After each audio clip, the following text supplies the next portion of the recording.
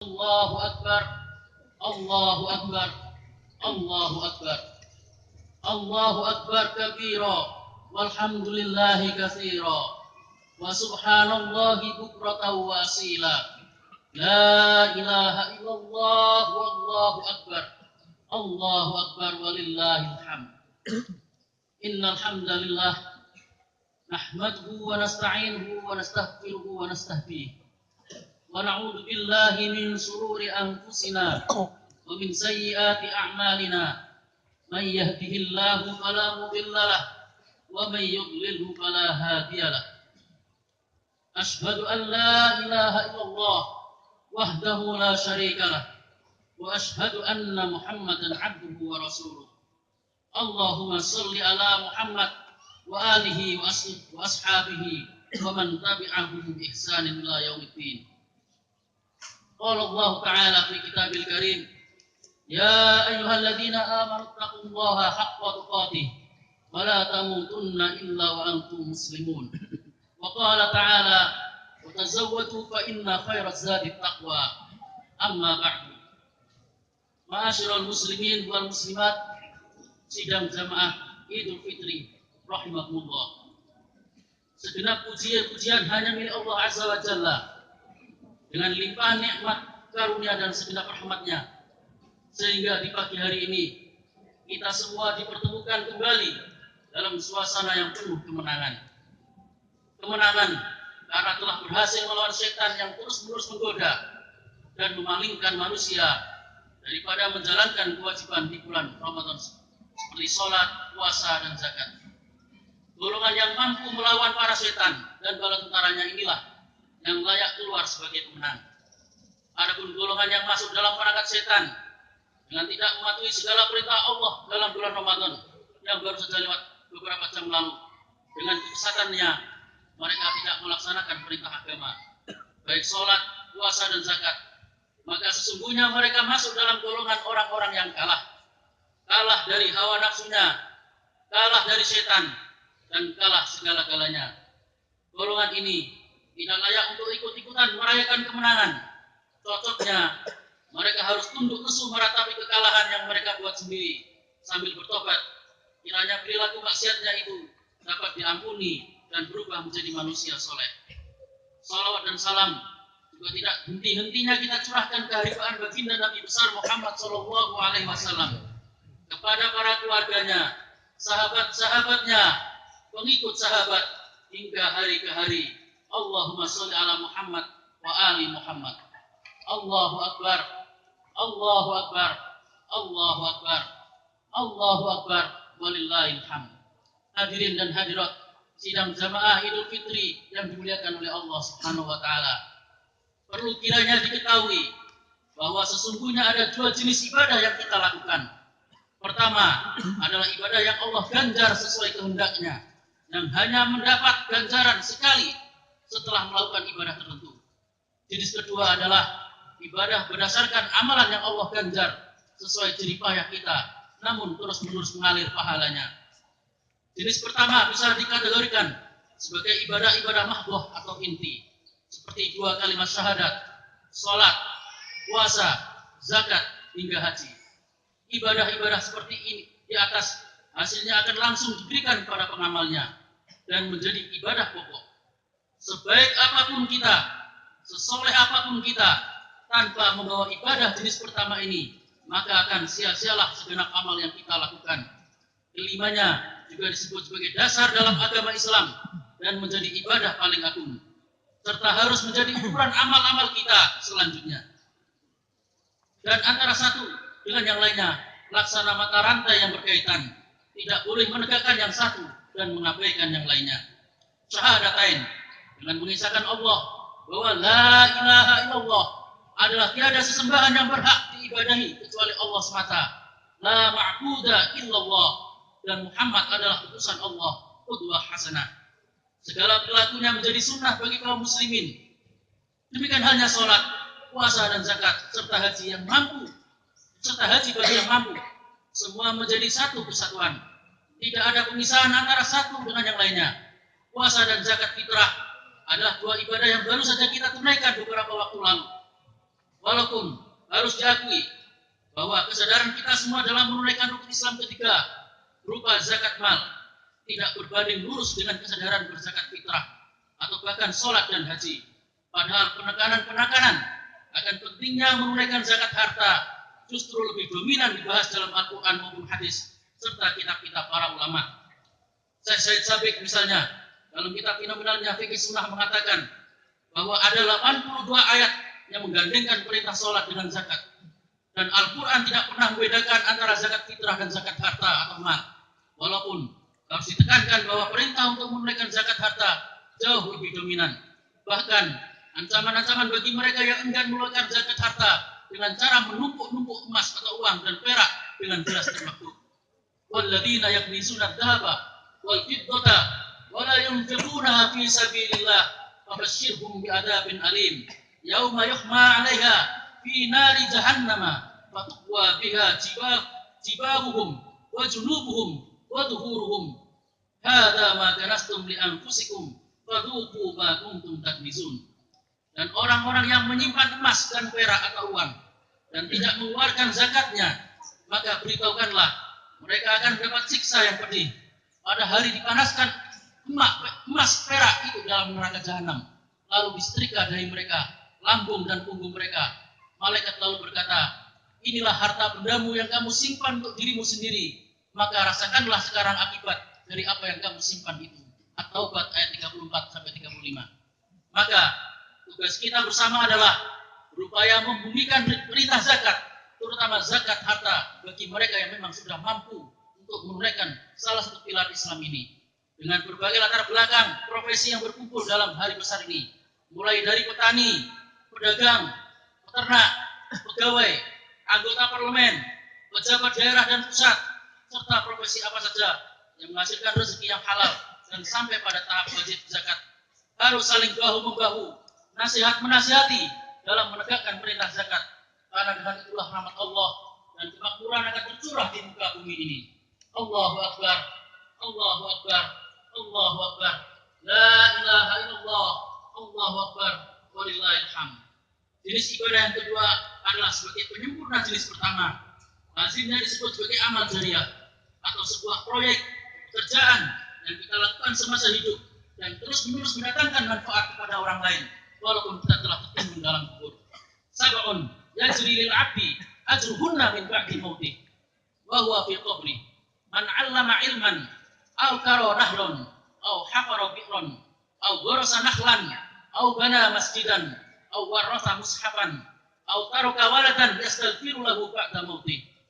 Ada 7 hal yang akan mengalir pahalanya bagi seorang hamba setelah ia meninggal sedang ia telah berada di dalam kuburnya, yaitu orang yang mengajarkan ilmu, orang yang mengalirkan sungai, orang yang menggali sumur, orang yang menanam pohon, orang yang membangun masjid, orang yang mewariskan atau mewakafkan mushaf, orang yang meninggalkan anak yang akan memohonkan ampunan baginya setelah matinya. Hadis riwayat Al-Bazzar dalam musnadnya dan Ad-Dailami dalam musnad Al-Firdaus. Hadis ini dinilai hasan oleh Syekh Albani rahimahullah dalam Sahih Al-Jami'. Ketujuh proyek amal jariah di atas dapat lebih diperjelas sebagai berikut. Pertama, golongan yang mengajarkan ilmu pengetahuan, yang dengan pengetahuannya itu mendatangkan kemaslahatan bagi dirinya dan orang lain. Jika merujuk kepada pendapat para ulama seperti Imam Ghazali rahimahullah, maka ilmu dibagi menjadi 2, ilmu fardhu ain dan ilmu fardhu kifayah. Yang pertama adalah jenis-jenis pengetahuan yang wajib dipelajari oleh kaum muslimin. Ilmu jenis ini merujuk pada pengetahuan yang terkait masalah agama, seperti ilmu tentang tauhid yang membatalkan syahadat, rukun dan syarat-syarat syahadat. Pengetahuan terkait ibadat sholat, puasa, zakat hingga haji, serta pengetahuan masalah-masalah halal dan haram dalam agama. Semua itu wajib dipelajari oleh setiap individu, dan yang mengajarkan ilmu-ilmu ini menjadi bagian penting dari sebuah proyek yang pahalanya tidak pernah berhenti mengalir selama orang yang mengajarkannya itu ikhlas karena Allah. Dan para orang-orang yang mengambil ilmu darinya mengamalkan ilmu tersebut. Jenis kedua adalah ilmu fardhu kifayah, yaitu sebagian orang dalam sebuah negara atau daerah harus mengetahui dan mempelajari ilmu tersebut agar kesinambungan hidup manusia terus terjaga. Dalam kategori ini termasuk ilmu pertanian, peternakan, perikanan, perdagangan, arsitektur, perindustrian, teknik, dan seterusnya. Bagi yang mengajar dan mengamalkan ilmu ini karena ikhlas lillahi ta'ala, maka juga berhak mendapatkan saham pahala. Amal jariah kedua, membuat aliran sungai atau parit yang darinya orang-orang akan mengambil manfaat berupa air untuk digunakan dalam berbagai macam kebutuhan sesuai dengan firman Allah, waj'alna minal ma'i kulla syai'in hayyin, dan kami jadikan air sebagai sumber kehidupan segala sesuatunya. Al-Anbiya ayat 30. Karena itu orang-orang yang membuat aliran sungai atau mereka yang menjaga lingkungan agar sungai tetap lestari menjadi bagian dari golongan yang mendapat pahala selama orang-orang mengambil manfaat dari sungai tersebut untuk kebutuhan mereka. Amal jariah yang ketiga adalah membuat sumur. Fungsi proyek kedua dan ketiga sama, hanya saja jenis proyeknya yang berbeda. Sumur adalah sumber air kedua setelah sungai. Umumnya terdapat pada daerah-daerah tertentu yang tidak dapat dijangkau oleh sungai, baik karena dataran tinggi atau kondisi alam yang gersang sehingga sungai mengering. Nah, mereka yang buat sumur untuk kepentingan bersama, dan selama sumur itu memberikan manfaat kepada orang-orang, maka pahala yang ikut berpartisipasi dalam membuat sumur tersebut tetap mengalir tak kenal waktu. Terkait pentingnya berbagai air digambarkan dalam sebuah kisah yang bersumber dari hadis Abu Hurairah. Suatu ketika ada seekor anjing mengelilingi sebuah sumur karena dahaga yang begitu tinggi hampir saja membunuhnya. Tiba-tiba seorang pelacur Bani Israel melihatnya, lalu dia melepas sepatunya untuk mengambil air dalam sumur itu dan memberikannya kepada anjing tadi. Dikarenakan perbuatannya itu, Allah pun mengampuni dosa-dosa si pelacur. Muttafaqun alaih dalam Lu'lu' Marjan. Amal jariah yang keempat, menanam pohon. Banyak orang yang meremehkan proyek ini, sehingga kita sering jumpai halaman luas, bahkan kebun yang tidak dioptimalkan untuk ditanami pohon. Atau pohon-pohon tanpa alasan dan keperluan, atau pohon-pohon tanpa alasan keperluan yang jelas ditebang satu persatu. Terutama pohon produktif, baik buahnya maupun batangnya. Tahukah kita bahwa pohon yang ditanam itu dapat membawa manfaat besar bagi makhluk Allah? Sekadar singgah berteduh saja, maka si penanam sudah dapat pahala. Apalagi kalau menghasilkan buah seperti kelapa, nangka, durian, bahkan jati yang diambil batang dan daunnya. Burung-burung yang bersarang bertasbih kepada Allah, dan si penanam menuai hasil pahalanya walaupun telah tiada di alam dunia ini. Proyek penghijauan ini ditunjang oleh hadis Nabi Muhammad SAW. Ma min muslimin yaghrisu gharsan illa kana ma ukla minhu lahu sadaqah wa ma suriqa minhu lahu sadaqah wa ma akala sab'u minhu fahuwa lahu sadaqah wa ma akalat at-tayru fahuwa lahu sadaqah wa la yazruquhu ahadun illa kana lahu sadaqah. Tidak ada seorang muslim yang menanam pohon kecuali sesuatu yang dimakan dari tanaman itu akan menjadi sedekah baginya, dan yang dicuri akan menjadi sedekah. Apa saja yang dimakan oleh binatang buas darinya, maka sesuatu yang dimakan itu akan menjadi sedekah baginya. Apapun yang dimakan oleh burung darinya, maka hal itu akan menjadi sedekah baginya. Tak ada seorang pun yang mengurangi, kecuali itu akan menjadi sedekah baginya. Hadis riwayat Muslim dalam Al-Musaqah. Ada kisah masyhur di zaman Khalifah Umar bin Abdul Aziz tentang orang tua yang menanam pohon kurma. Suatu ketika Khalifah Umar bin Abdul Aziz berkeliling kota sambil menaiki kuda. Beliau meninjau ibu kota untuk mengetahui secara langsung kondisi rakyatnya. Di kejauhan, sang Khalifah melihat seorang yang sangat tua sedang menanam pohon kurma dengan asyiknya. Perlahan sang Khalifah mendekati orang tua tersebut. Setelah turun dari kudanya, Khalifah Umar bin Abdul Aziz mengucap salam dan bertanya, "Assalamualaikum, sedang apa engkau wahai Pak Tua?" Pak Tua pun menjawab dengan rahmat dan salam dari Khalifah. "Waalaikumsalam, Tuan. Maaf, saya sedang menanam pohon kurma, Tuan."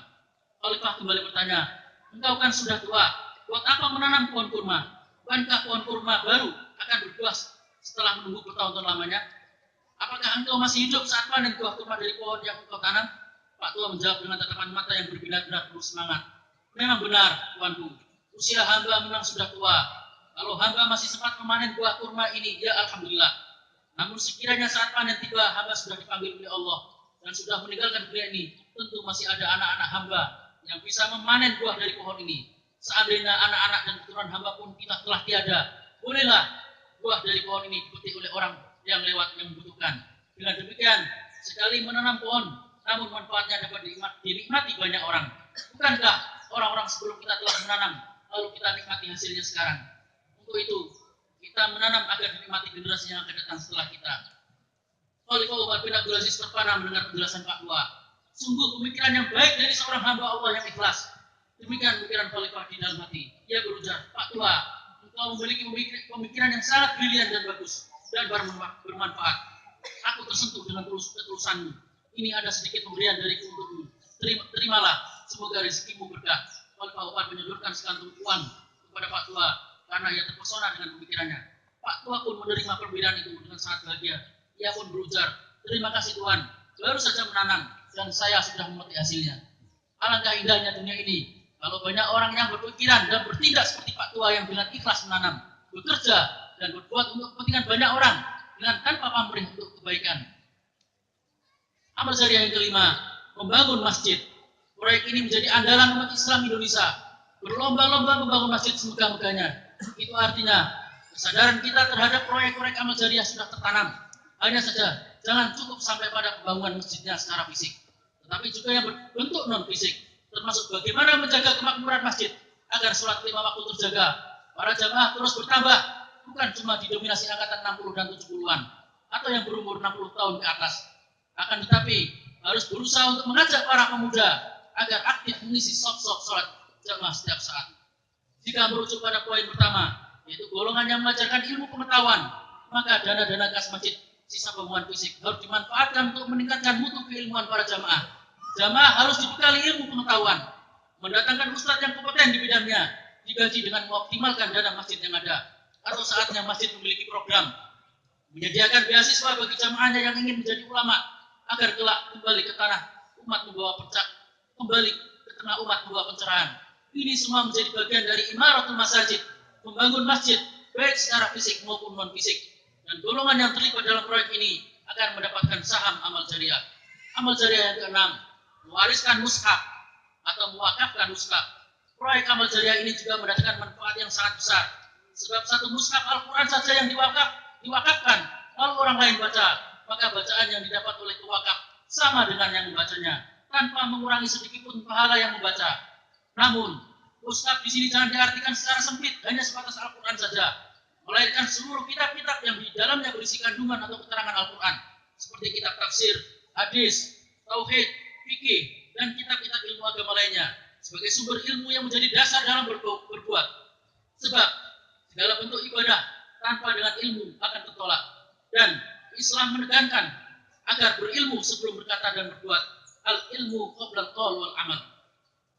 Yang tidak kalah pentingnya adalah menyediakan sarana atau fasilitas bagi mereka yang ingin mempelajari ilmu-ilmu yang berkaitan dengan ayat-ayat Allah dalam Al-Quran, dengan cara mewakafkan tanah, membangun bangunan fisik untuk sarana belajar, tempat tinggal, ruang ibadah. Tentu pahala dari amal jariahnya jauh lebih besar. Selagi ada waktu, ada kesempatan, dan sebelum nyawa ditenggorokan, berusahalah mempersiapkan proyek yang hasil pahalanya terus berjalan, walau telah mati dan tertimbun dalam tanah. Karena begitu besarnya pahala sedekah, baik temporer apalagi sedekah jariah, sehingga inilah yang diminta jika seandainya ada orang yang masih bisa selamat dari sakratul maut pada detik-detik akhir hidupnya. Wa anfiqu mimma razaqnakum min qabli ayyatiya hadakumul maut fa yaqula rabbi laula akhartani ila ajalin qarib fa asaddaqa wa akum minas salihin. Wa la yu'akhirullahu nafsan idza jaa ajalha wallahu khabirum bima ta'malun. Dan sedekahkanlah sebagian dari harta yang telah kami berikan kepadamu sebelum datang kematian kepada salah seorang di antara kamu.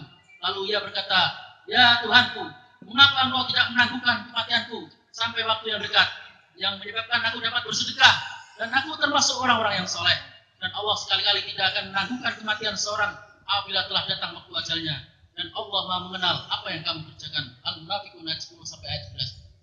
Ma'asyiral muslimin wal muslimat jamaah Idul Fitri yang dirahmati Allah Subhanahu wa taala. Amal jariah yang ketujuh. Ini adalah proyek amal jariah pamungkas. Melahirkan anak soleh yang selalu memohonkan ampun pada orang tuanya. Al-Quran menggunakan kata ihsan bagi anak yang berbakti kepada orang tuanya. Misalnya firman Allah, wa qadha rabbuka alla ta'budu illa iyyah wa bil walidaini ihsana imma yablughanna 'indakal kibar ahaduhuma aw kilahuma wa la taqul lahumu uff wa la tanharhuma wa qul lahumu qawlan karima. Dan Tuhanmu telah memerintahkan agar jangan menyembah selain Dia, dan hendaklah berbuat baik kepada kedua orang tua.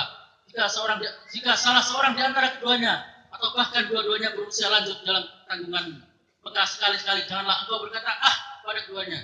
Jangan menghardik keduanya dan ucapkanlah ucapan yang baik.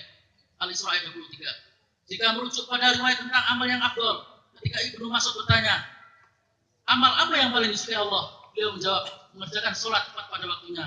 Aku bertanya lagi, kemudian apa ya Rasulullah? Beliau bersabda, berbakti kepada kedua orang tua, birrul walidain. Aku bertanya lagi, kemudian apa? Aku menjawab, jihad fi sabilillah. Hadis Bukhari. Nabi dalam membahasakan berbakti pada kedua orang tua menggunakan istilah birrul walidain. Sementara dalam Al-Quran disebut wabil walidaini ihsana. Kedua istilah di atas masing-masing memiliki keutamaan. Jika merujuk pada hadis, maka yang dimaksud albir adalah memenuhi segala kebutuhan kedua orang tua. Sedangkan ihsanan dalam Al-Quran bermakna memperhatikan, menyayangi, merawat, menghormati, dan mendoakan. Bahkan memberikan kebaikan melebihi apa yang ia perlukan. Lebih tepatnya, seorang anak yang berihsan pada orang tuanya adalah yang selalu mendoakan dan mohon ampun atas segala dosa-dosa orang tuanya. Kedua tipe anak ini, baik dalam hadis birrul walidain maupun ayat wabil walidain ihsana, menjadi bagian dari 7 golongan manusia yang terus-menerus mendapatkan pahala, baik ketika masih hidup maupun setelah wafat kelak. Allahu Akbar, Allahu Akbar, Allahu Akbar. La ilaha illallah, Allahu Akbar, walillahil hamd. Hadirin sidang jamaah Idul Fitri yang dimuliakan oleh Allah Subhanahu wa taala. Cukuplah keterangan dari hadis di atas menjadi penerang bagi kita semua bahwa agama Islam hakikatnya adalah ajaran yang membawa rahmat bagi alam semesta. Bukan saja sekedar mengurus kesalehan pribadi, tapi juga menekankan kesalehan sosial yang dapat bermanfaat pada sesama makhluk hidup dan segenap alam semesta. Allahu Akbar, Allahu Akbar, Allahu Akbar, Allahu Akbar, walillahil hamd. Dan terakhir, sebelum khatib menutup khutbah Idul Fitri tahun 1437 Hijriah ini, marilah sama-sama mengamalkan sunnah-sunnah Rasulullah di hari kemenangan ini. Antara lain adalah pertama, sebagaimana diriwayatkan oleh Abu Sa'id Al-Khudri, bahwa ketika Nabi keluar untuk menunaikan Idul Fitri, maka beliau sholat berjamaah 2 rakaat, kemudian maju ke depan, lalu menyambut masyarakat masih duduk, lalu bersabda, bersedekahlah, bersedekahlah, bersedekahlah. Kelompok masyarakat yang paling banyak bersedekah adalah kaum wanita. Mereka menyumbang harta berupa anting-anting, cincin, dan barang berharga lainnya. Sahih Abu Dawud disahihkan oleh Syekh Albani. Yang kedua, yaitu sunnah selanjutnya di hari kemenangan ini adalah saling memberi hadiah, karena hadiah dapat menghilangkan permusuhan, mengekalkan persaudaraan dan persahabatan, memupuk sifat setia kawan, mereduksi prasangka buruk antar sesama. Sebagaimana sabda Nabi, tahadu tahabu, saling memberi hadiahlah kalian, niscaya kalian akan saling mencintai. Hadis riwayat Imam Bukhari dalam Adabul Mufrad. Hadiah tidak mesti barang mewah, dengan kuah sayur pun bisa terlaksana. Sabda Nabi pada Abu Dar, wahai Abu Dar, jika engkau masak sayur, perbanyak kuahnya dan hadiah tetanggamu, dalam Sahih Muslim. Yang dilarang dalam agama adalah hadiah yang punya motif tertentu, misalnya sebagai pelicin, sogok, tutup mulut, dan semisalnya sekarang dikenal sebagai istilah gratifikasi. Adapun pemberian ikhlas lillahi ta'ala, maka harus diterima dan disyukuri. Sunnah yang ketiga yang dilakukan oleh Rasulullah adalah saling maaf-maafkan, dilanjutkan dengan silaturahim. Sebagai manusia, tidak ada yang kosong dari kesalahan terhadap manusia lainnya. Oleh karena itu, hari raya Idul Fitri ini menjadi momentum yang pas untuk bermaaf-maafan. Lalu dilanjutkan dengan silaturahim sebagai wujud persaudaraan, menyatukan hati, takliful qulub, membuang rasa dengki, iri hati, dan semisalnya. Silaturahim dan bermaaf-maafan akan menjadi pemecah kebekuan, icebreaker atas kenyataan sosial yang melanda masyarakat modern dan individualis sekarang. Dalam meminta maaf dan maafkan maupun dalam silaturahim tidak boleh ada maksud lain kecuali karena kepentingan cinta dan benci karena Allah Subhanahu wa taala. Rasulullah pernah mengisahkan seorang laki-laki berkunjung pada temannya di sebuah dusun. Lalu datanglah malaikat yang menjelma menjadi manusia biasa, menghadang laki-laki itu di tengah jalan. "Oh, kemana kau?" tanya malaikat. "Aku ingin berkunjung pada saudaraku di dusun sana," jawab orang itu. Malaikat bertanya kembali, "Apakah kamu berhutang budi padanya atau ingin membalas budi baiknya?" Orang itu menjawab, "Sama sekali tidak, melainkan karena saling kasih sayang karena Allah semata." Malaikat akhirnya berterus terang, "Aku ini adalah utusan Allah kepadamu. Aku ingin mengabarkanmu bahwa Allah sangat mengasihimu karena kasih sayangmu pada kawanmu itu semata karena Allah." Dalam Sahih Muslim. Diriwayatkan juga oleh Imam Abu Dawud, Rasulullah SAW bersabda, di antara hamba-hamba Allah dari kiamat nanti ada sekelompok manusia, orang yang bukan nabi dan bukan pula syuhada, tapi para nabi dan syuhada merasa tergiur, iri dengan keadaan mereka karena kedudukannya yang mulia di sisi Allah. Para sahabat bertanya, "Wahai Rasulullah, siapakah mereka itu?" Mereka adalah sekelompok orang yang saling cinta kasih dalam mencari keridhaan Allah. Mereka adalah sekelompok orang yang saling cinta kasih dalam mencari keridhaan Allah. Yang di antara mereka tidak ada hubungan kerabat dan tidak ada tujuan duniawi. Demi Allah, wajah mereka bercahaya, sedangkan mereka tidak merasa khawatir dan takut ketika orang lain di akhirat dilanda perasaan khawatir dan cemas. Mereka tidak berduka cita ketika orang lain menderita. Allahu Akbar, Allahu Akbar, Allahu Akbar, Allahu Akbar, walillahil hamd. Dengan puasa yang disempurnakan oleh zakat fitrah sebagai penghapus perilaku sia-sia dan perkataan yang tiada manfaat, sekaligus kebutuhan asasi bagi fakir miskin. Tuhrotan lisoimi minallahi warahmati wa tuhmatan lil masakin. Dilanjutkan dengan sedekah, ditandai dengan saling memaafkan, diperkuat dengan saling berbagi hadiah, walau sesuap nasi dan seteguk air. Disempurnakan dengan saling mengunjungi sebagai wujud cinta kita sama umat Nabi Muhammad karena Allah. Maka layalah kita semua keluar sebagai pemenang minal faizin. Dan jika semua itu telah dilakukan dengan ikhlas lillahi ta'ala, maka bersegeralah mewujudkan 7 proyek amal jariah yang akan mendatangkan keuntungan dunia akhirat. Semoga Allah menjadikan kita termasuk golongan yang menang. Ja'alanallahu minal aidin wal faizin. Wa taqabbalallahu minna wa minkum tilawatahu innahu was-sami'ul alim. Wassalamualaikum warahmatullahi wabarakatuh.